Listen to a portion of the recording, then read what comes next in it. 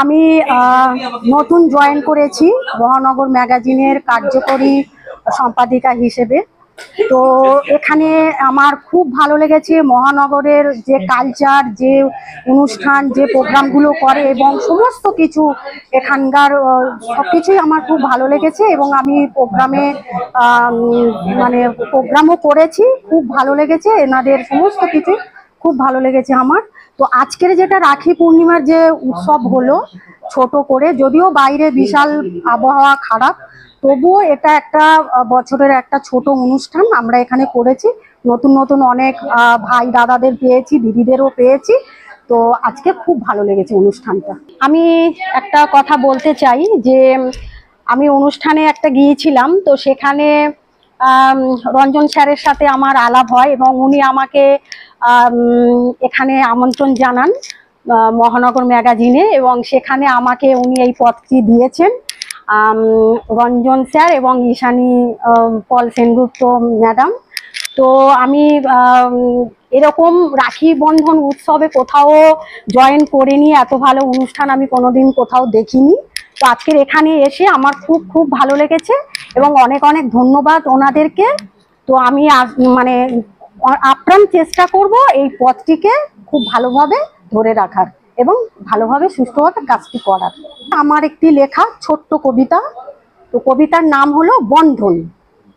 তো যেহেতু এটা একটা ভালোবাসা, ভাই বোন সবার প্রতি একটা ভালোবাসার একটা প্রলেপ, তো সেইটা নিয়ে আমার একটি ছোট্ট লেখা। তো কবিতার নাম বন্ধন।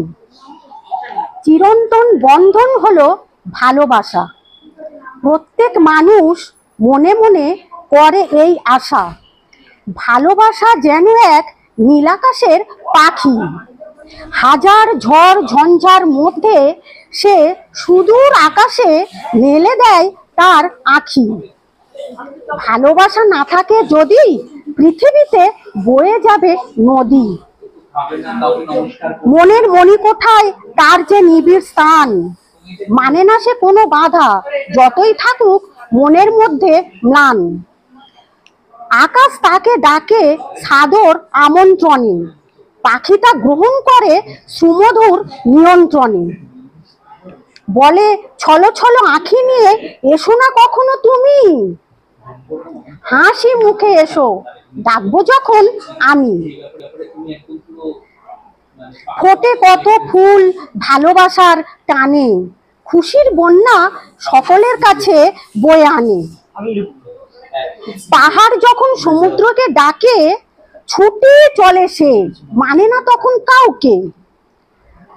সকালে ঘাসের উপর পড়ে শিশির বিন্দু, সে যে বিন্দু নয় ভালোবাসার সিন্ধু।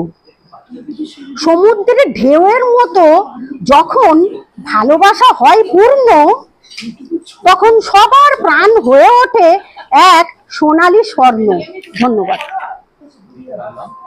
স্বপ্না প্রামাণিক, কার্যকরী সম্পাদিকা।